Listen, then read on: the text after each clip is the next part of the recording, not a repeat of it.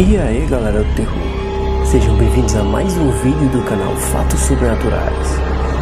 Desde a antiguidade existem diversos relatos de casos sobrenaturais de possessão, fenômenos poltergeist, objetos amaldiçoados e lugares sinistros.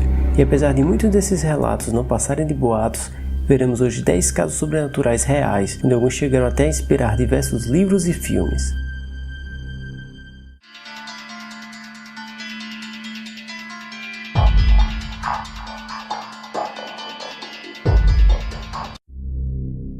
Número 10. O exorcismo de Clara Germana.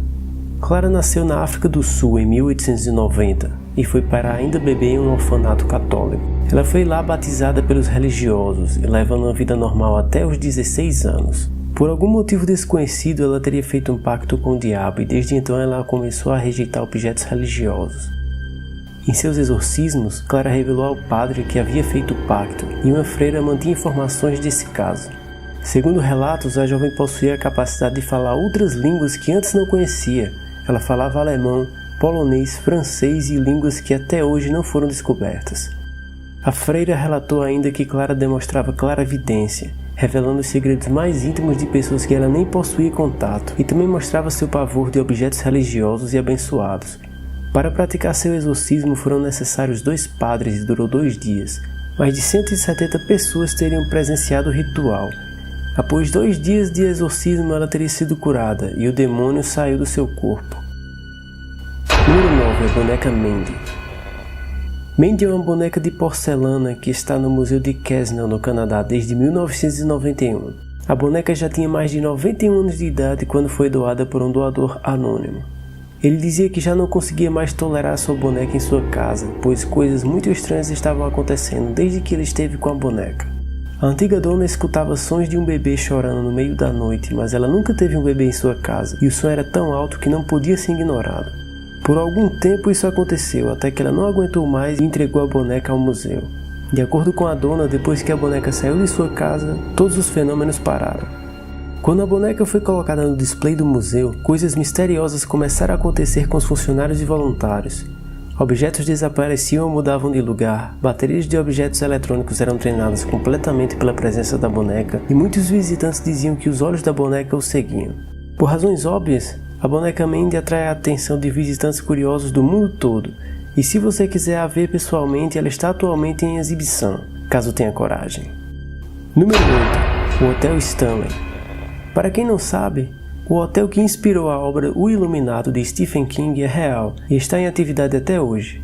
Mas esse não é nem de longe a parte mais bizarra do hotel. Funcionários e hóspedes contam que acontecimentos bizarros como aparições de vultos, barulhos inexplicáveis, sons de crianças brincando nos corredores e vários outros eventos são muito comuns. Mas de todos os lugares do prédio, o lugar que tem a maior quantidade de eventos sinistros é o 4º andar. Dizem que é nessa área que o hóspede mais famoso se encontra, o fantasma de Lord Dunraven. Quando vivo, ele era o dono da propriedade onde o hotel foi construído, e segundo relatos, depois de morto, ele passou a assombrar o hotel, sendo encontrado principalmente no quarto 407, olhando para a janela. Número 7. A boneca Pupa. Pupa foi uma boneca dada à sua dona em 1920 e pertenceu à mesma até que ela morreu em julho de 2005. A dona tinha cerca de 6 anos de idade quando recebeu a boneca e viveu na Itália. Ela adorava sua boneca e a levava para todos os lugares que ia. A dona declarava que Pupa era sua melhor amiga e que tinha vida própria. Nos seus últimos anos de vida, a senhora contava a seus netos sobre a boneca e sobre o quanto elas eram unidas. Desde sua morte em 2005, muitas coisas estranhas começaram a acontecer. A boneca foi colocada em um case de vidro e existem relatos que o vidro onde a boneca ficava, com o tempo estava se tornando embaçado e era possível ler palavras como ódio e não escritas nele. A família relatou que ouvia coisas se mexendo onde a boneca ficava, e um membro da família disse ainda que a boneca chegou a se mover sozinha. Em 3 ocasiões separadas tentaram registrar vídeos da boneca, porém por alguma razão misteriosa o vídeo ficava embaçado e ficava todo branco, e de repente a palavra não aparecia. Número 6. A Mulher de Branco. A Mulher de Branco, como muitas pessoas já conhecem, é um clássico nas histórias de fantasmas, mas nas Filipinas existem ocorrências reais desse fenômeno. De acordo com a população local, ela pode ser vista à noite, parada na rua Balete Drive, com o rosto totalmente desfigurado ou coberto de sangue. Ela costuma pegar carona no banco traseiro vazio dos carros que passam pela rua. Quem está no volante sente uma sensação de desconforto terrível antes de olhar para o retrovisor e dar de cara com o fantasma. Número 5. Annabelle. Em 1970, Donna recebeu de presente de sua mãe a boneca. Na época, Donna estava na universidade e tinha uma colega de quarto chamada Andy. Andy e Donna não acharam que era algo preocupante o fato de ocasionalmente a boneca aparecer em um lugar diferente, mas com o passar do tempo mais eventos começaram a acontecer. A gota d'água aconteceu quando Donna chegou em casa e encontrou a boneca em sua cama com sangue em suas mãos e sangue saindo de seu corpo. Depois desse acontecimento, apesar de Donna não acreditar no sobrenatural, ela chamou um especialista no assunto para analisar a boneca. Depois de investigações, foi descoberto que uma menina de 7 anos chamada Annabelle Higgins foi encontrada morta em um campo e que o lugar onde elas moravam foi construído justamente em cima desse campo. De acordo com o especialista, o espírito de Annabelle se sentiu seguro com Donna e Andy e por isso se incorporou na boneca. Andy e Donna eram estudantes de enfermagem e tinham muita compaixão por pessoas. Elas sentiram pena do espírito de Annabelle e decidiram ficar com a boneca. Depois de algum tempo, acontecimentos bizarros voltaram a acontecer e isso assustou muito as duas garotas. Ao procurar uma segunda ajuda de um padre, ele o chamou o casal Warren. O casal concluiu então que na verdade um demônio estava possuindo a boneca o tempo todo e não um fantasma. O demônio não possuiu a boneca porque demônios só podem possuir pessoas e não objetos. O demônio estava esperando para possuir Donna e fingia ser um fantasma. O casal então chamou um padre para purificar o apartamento, colocaram a boneca em uma bolsa e a levaram. No caminho para casa eles decidiram ficar muito longe das rodovias, pois sabiam que presenças demoníacas ainda podem interferir e causar um acidente de trânsito muito grave. Eles pegaram então um caminho alternativo e mesmo assim o carro apresentou diversos problemas, como falha no motor, problemas de freio e problemas na direção. Hoje em dia a boneca se encontra dentro de uma caixa de vidro que é abençoada frequentemente. Ela não se move e não machuca mais ninguém desde então, mas o casal Warren acredita que o demônio ainda está presente na boneca e que está à espera de um dia ser libertado novamente. Número 4. O Poltergeist de Enfield. Esta é provavelmente a história mais famosa da ocorrência da atividade poltergeist. Esse caso aconteceu na cidade de Enfield, na região norte da Inglaterra, entre 1977 e 78, com o terceiro incidente ainda em 1980. Esse caso ganhou na época uma grande atenção da mídia e vários pesquisadores investigaram e registraram o fenômeno. Móveis se movendo aleatoriamente, objetos voando, sensações de calafrio, poças rasas de água surgindo no chão, incêndios esporádicos que apareciam e desapareciam do nada eram apenas alguns dos fenômenos observados. A família que morava na casa onde aconteceu o fenômeno consistia de uma mãe, 2 filhas e 2 filhos. Os incidentes foram investigados por Maurice Grosse e Lyon Playfair, ambos membros da Sociedade de Pesquisa Psíquica, e ambos estavam convencidos de que o fenômeno era verídico durante sua investigação de mais de 5 meses. Atualmente existem muitas discussões sobre o caso, pois com o avanço das investigações foi visto que algumas cenas foram falsificadas, e segundo a mãe da família, isso foi feito para testar os investigadores, para ver se eles conseguiam realmente diferenciar algo falso do verdadeiro. Por conta disso, existem que acreditem ou não nesse caso famoso, mas devido aos relatos dos responsáveis pela investigação, este fenômeno pode ser considerado verídico. O fenômeno poltergeist é famoso e conhecido atualmente no mundo todo, e ele serviu de inspiração para vários filmes como Poltergeist, o Fenômeno, de 1982, e Invocação do Mal 2, que foi lançado em 2016. Número 3. O Exorcismo de Anneliese. Anneliese Michel foi uma jovem alemã que nasceu em 1952 e tinha uma vida normal.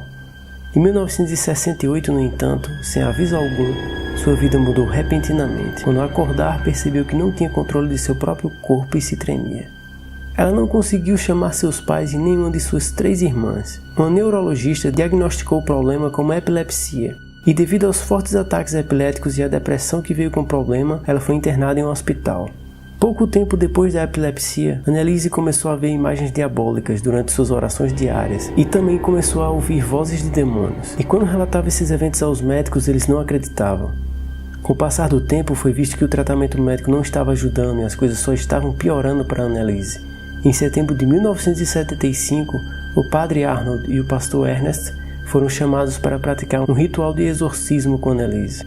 e entre setembro de 1975 até julho de 1976 foram praticadas 1 ou 2 sessões de exorcismo por semana, e por algum tempo Anneliese pôde voltar a ter uma vida normal e chegou até a terminar seu semestre de pedagogia. Apesar disso, os ataques não pararam, e gradativamente ela foi ficando fragilizada e mais doente, ao ponto de parar totalmente de comer. Em 30 de junho de 1976, Anneliese sofria de pneumonia e febre alta, além de estar muito debilitada, e apesar de muita luta, exatamente ao meio-dia do dia seguinte, Anneliese Michel morreu. Esse caso foi o responsável pela inspiração do famoso filme O Exorcismo de Emily Rose, de 2005, e é considerado até hoje um dos casos de exorcismo mais famosos. Número 2. O Exorcismo de Roland. Praticamente todas as pessoas hoje em dia conhecem o filme O Exorcista. Filme esse que é considerado por muitos como o maior filme de terror de todos os tempos.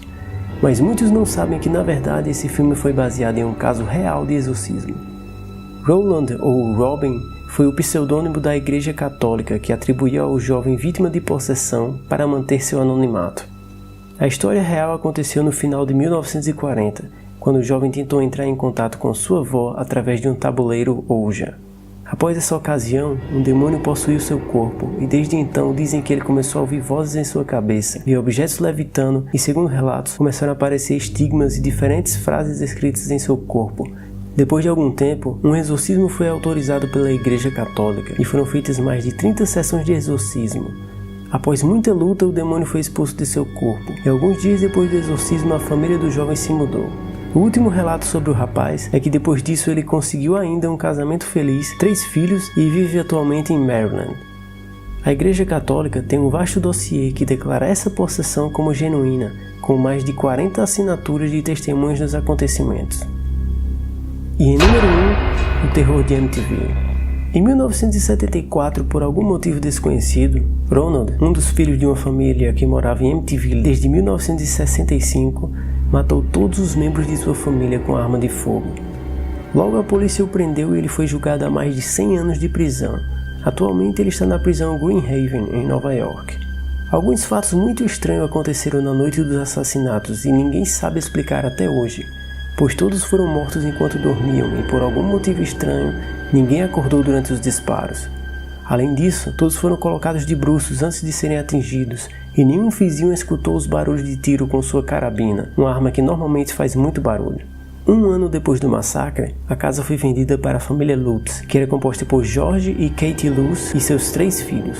Mesmo sabendo da trágica história da casa, a família dizia não se importar e se mudaram para ela. Antes disso, levaram ainda um padre para abençoar o local. Exatamente 28 dias depois de começarem a morar na nova casa, a família simplesmente fugiu, deixando todos os seus pertences para trás. A família relatou que surgiam enxames de moscas do nada, portas e janelas abrindo e fechando de repente, mãos invisíveis que os arranhavam durante a noite, escutavam barulhos, sons de tiros e até visões de vultos e fantasmas. Depois do acontecido, a família nunca mais retornou à casa e chamou o escritor Jay Anson para escrever um livro sobre suas experiências em 1977. A história baseou vários filmes e é hoje considerada como um dos casos paranormais reais mais famosos. O casal Warren foi convidado para investigar a casa e Lorraine até hoje afirma que a casa realmente é mal assombrada e afirma que já passou por experiências horríveis ao lado do seu marido durante as investigações. Recentemente a casa foi colocada à venda e caso você tenha cerca de $850 mil e muita coragem, ela pode ser sua. E aí, você já conhecia algum desses casos sobrenaturais? Deixem aí nos comentários. Curta e compartilhe o vídeo para apoiar o canal e não se esqueça de se inscrever para não perder os próximos vídeos. Tem alguma sugestão de algum tema? Deixem também nos comentários. Um grande abraço, tudo de melhor sempre e até mais.